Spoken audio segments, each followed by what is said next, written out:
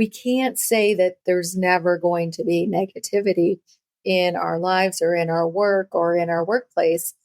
But the idea here is let's keep it in balance. Let's keep it in ratio. Let's be intentional so that we also experience and really get the benefits of what is positive.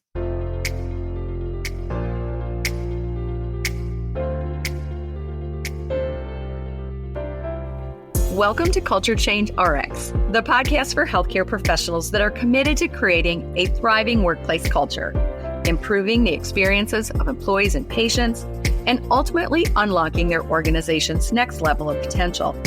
I'm Sue Tetzlaff, your host and co-founder of Capstone Leadership Solutions. Join me and my insightful guests each week as we share actionable insights for navigating the crucial people side of the business of healthcare. Subscribe now for a weekly dose of Culture Change RX.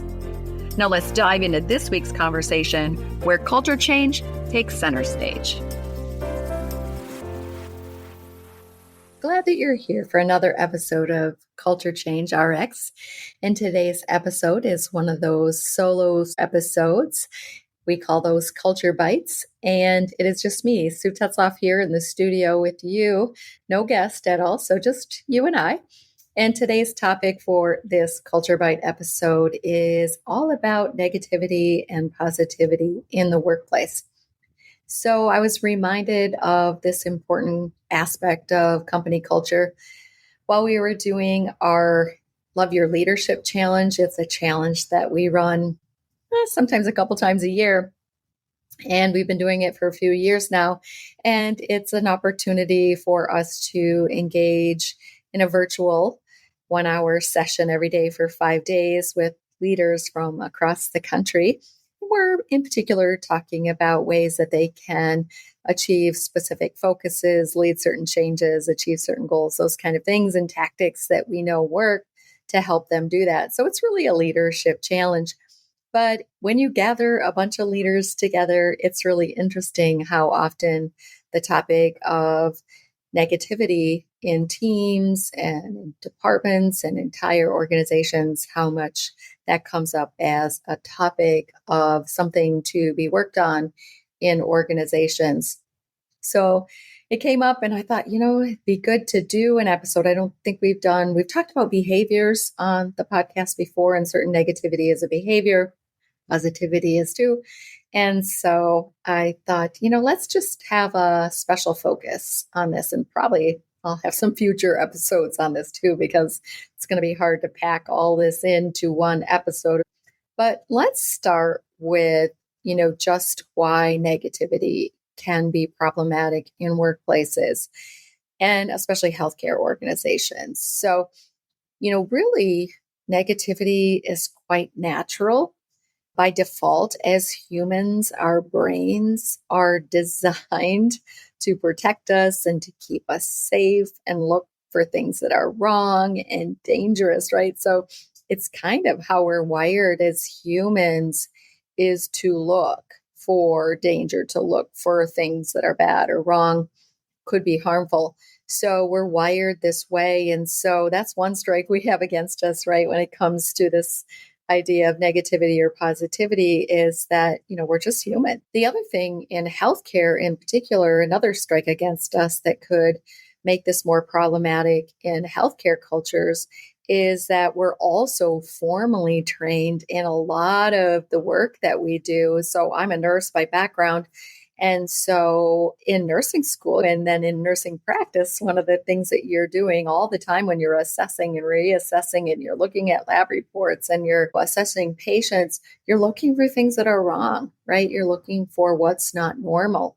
So again, we're looking for the negative. We're not looking for what's positive or right necessarily. We're looking for what's wrong, what's broken, what needs to be fixed. And then as well, I come from the area of leadership in particular in healthcare. And then again, as leaders, we're also trained, right, in our roles and responsibilities to look for broken processes or fix problems with equipment and things like that. So it's really something that's just part of the nature of the beast per se.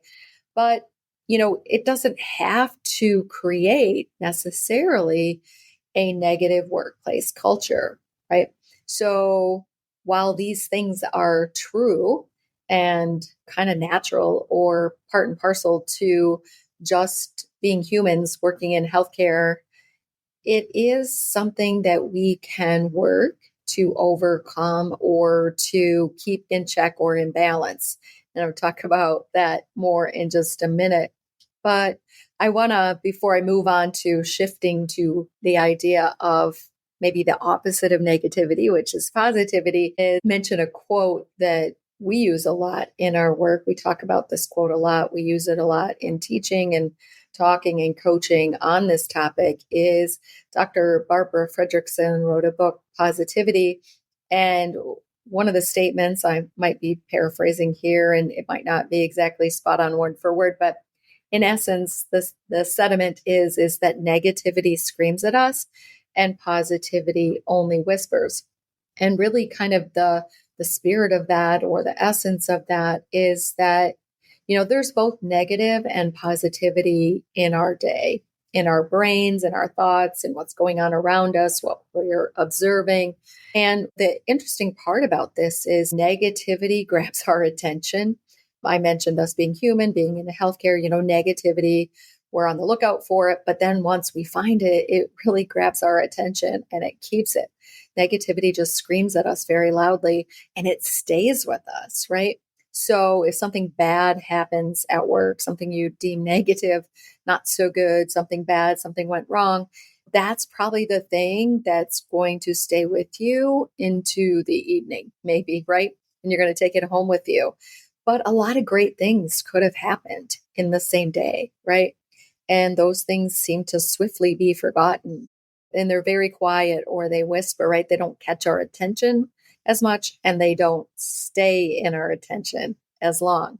We're kind of out of balance. We're kind of out of ratio. And so just the naturalness of this, of how attractive negativity is to our brains and to our humanness, and how long it captures our attention, it requires us to really be intentional about positivity. So we actually have to work at positivity. It rarely is as natural as negativity. And so it takes some work, but it's worth it, right? This is work that is worth it. So I want to talk about some concepts that we can play with in this regard, about some intentional work we can do. And it's not hard work. It's actually fun work, right? So, and it's worth doing. But I'm going to talk about a couple concepts, and then I'll give some very specific, concrete, quick, easy, intentional things that you could do daily, even, that could help balance this out for you so that you can have more positivity in your day, in your team, in your department, in your organization.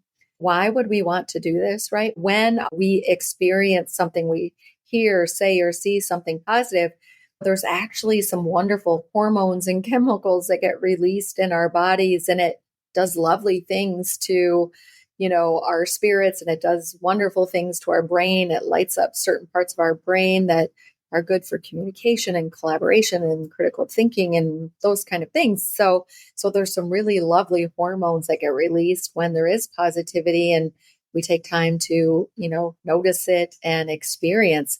It can have a positive effect on our mood and our even our actual chemical makeup of our bodies. And the same is true as negativity, right? We can release some hormones like cortisol and things like that when there's negative things or bad things. So let's focus on, how can we get the upsides, the good sides of positivity into ourselves and into our teams and into our workplace. One thing I wanted to mention is really about this idea that let's be in ratio. There's always going to be things that are deemed negative or positive.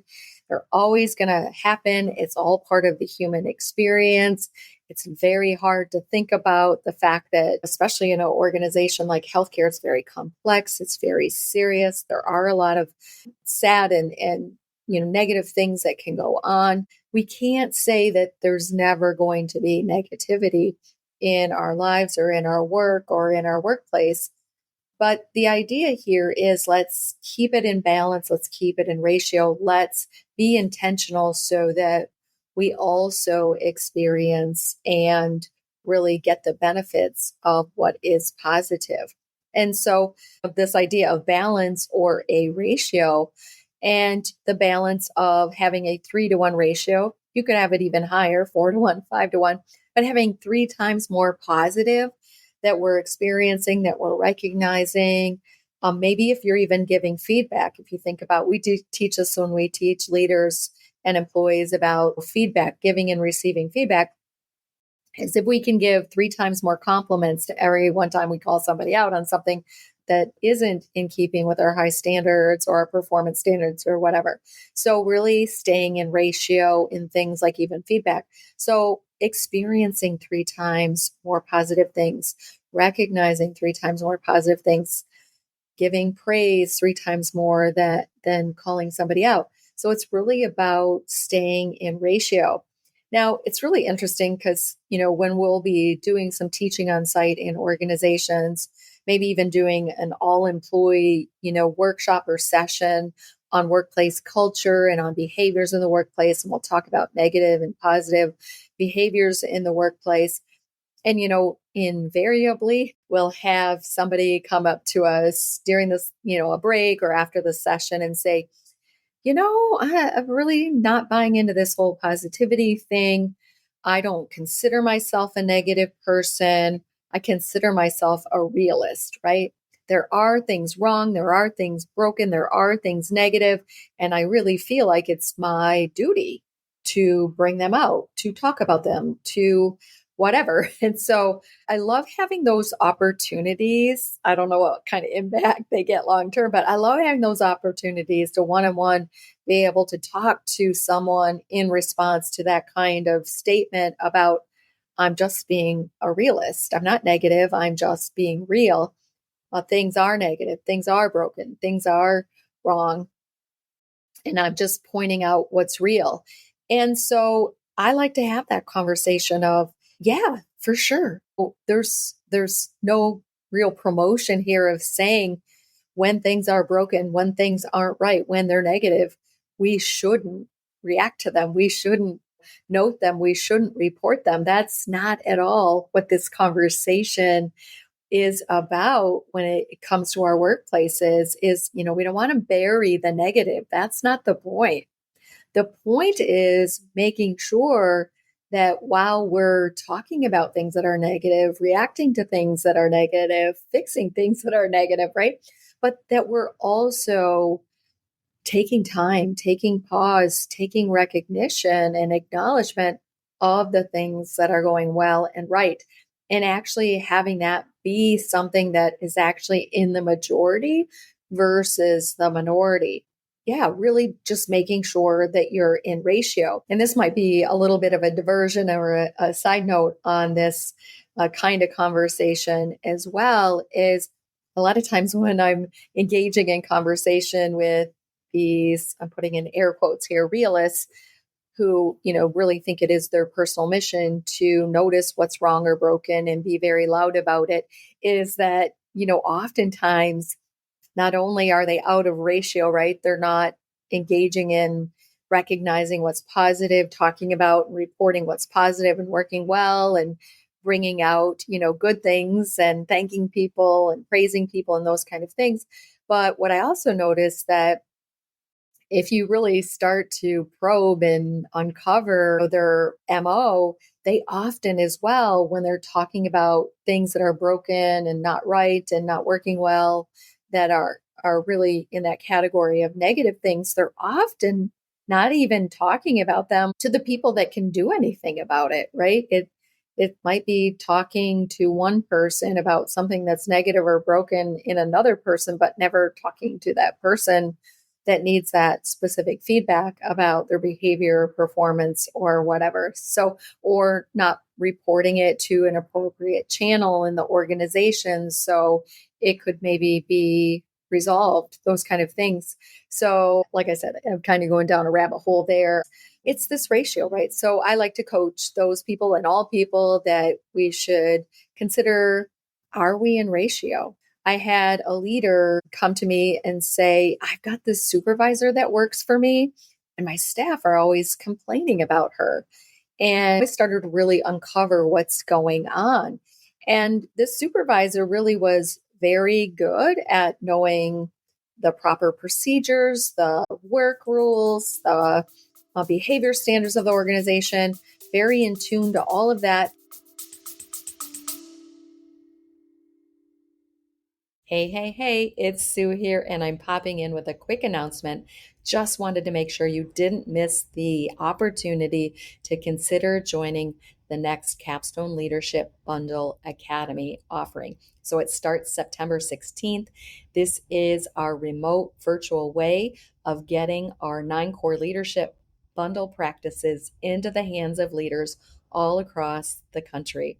And so 10 weeks of learning, 10 weeks of engaging with our coaches and other students. It is transformative, and it starts September 16th. Learn a practical, doable, proven way to be more effective as a healthcare leader. We're happy to help, and the Academy is one way that we're able to do that. So capstoneleadership.net/academy. More details and registration information is available there. I'll put that link in the show notes.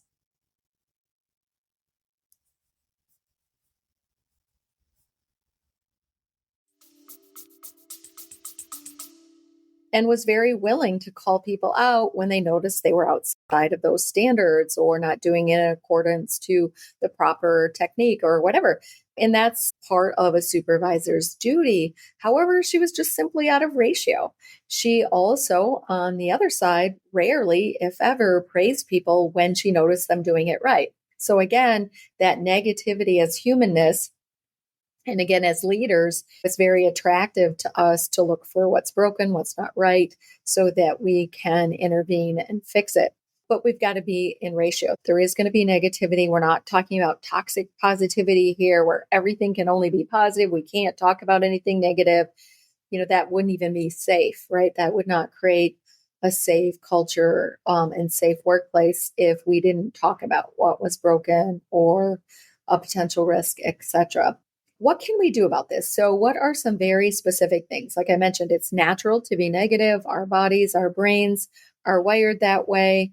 And so we need to be intentional. So, what are some things that we can do to get that ratio in check, right? Get more positivity into our days as humans, into our teams, into our workplaces, etc.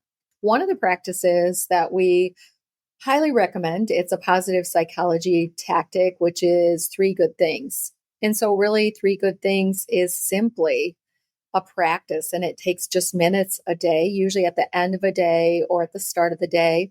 It could be even at the end of a work day, just noting 3 things that went well. And so once you start practicing denoting those things every day, then what starts to happen is the next day you start looking for them because you're going to have to jot them down the next day. I like to do this in a buddy system. I do this a couple times a year with some daughters, and they live not close to me. They don't all live close to me. And I like to put us in a little chat group. And there's research behind this that if you do it for 15 days straight, it has some benefits 6 months, 12 months from now, even. And so I like to do it every day. But for sure, if you're going to do this, it's good to do it for a minimum of 15 days in a row and then repeat it every 3 to 6 months or so. I like to do it every day. It's just a daily habit for me. But I like to get in a text group with my girls, and we could text each other, and that keeps me connected with what's going well in their lives, keeps us connected every single day.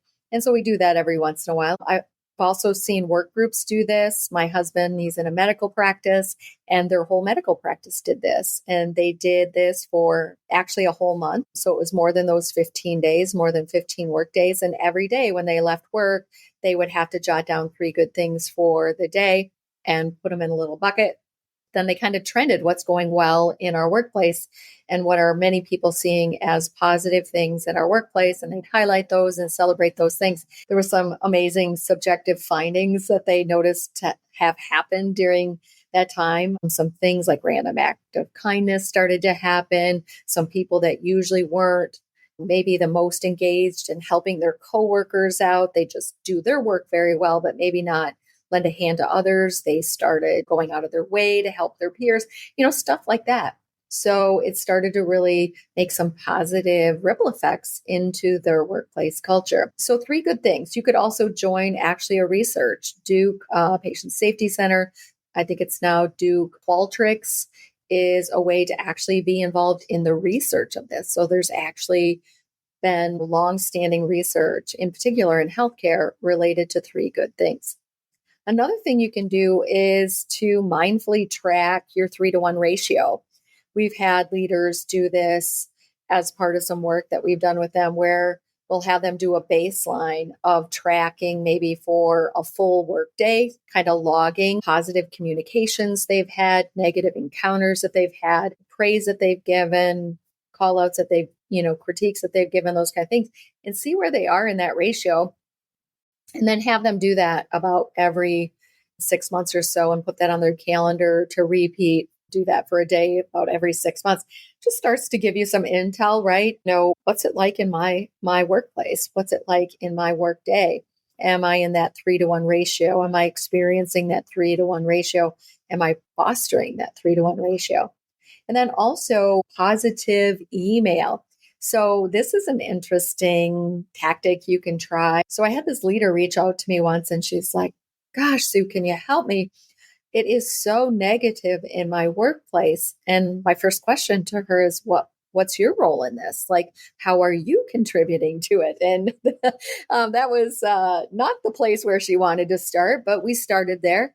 And she goes, how will I know? And the way we could check that was to actually have her do an audit on her emails. Because if you think about it, when you craft an email to send out to your staff, possibly that's very much like your voice that you would talk to them if you were talking to them at a huddle or a staff meeting. Like we kind of use our same voice in writing as we do verbally most of the time, or at least it can be very similar.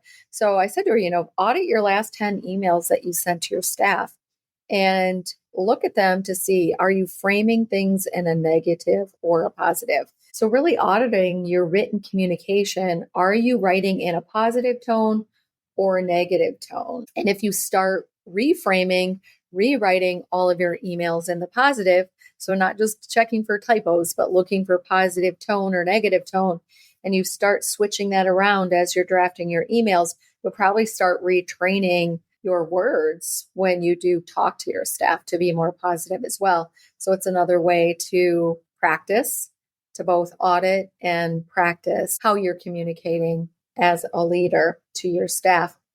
And that does have an impact, as you can imagine, on the culture of your department and your team. And then another simple tactic you can do is to start all meetings with positivity and even all roundings. So huddles, staff meetings, team meetings, project meetings, rounding with your employees, always starting in some way on a positive note. So if it's rounding one-on-one with one of your employees and asking them purposeful questions on a regular basis, maybe starting with a question, tell me about the thing that's working well with our new pharmacy program or something like that. So really starting with something positive. You can be very specific like that, or you could be general, what's working well. And then also starting all meetings. And you can do that lots of different ways. It can be quick and simple. And you could have other people coordinate that. So at the huddle, a staff member could take a turn at that at a staff meeting or project team meeting. It doesn't always have to be you as the leader, but you should, try to make that part of your standing practice for any gatherings is that you start on positivity. And so there's some tips.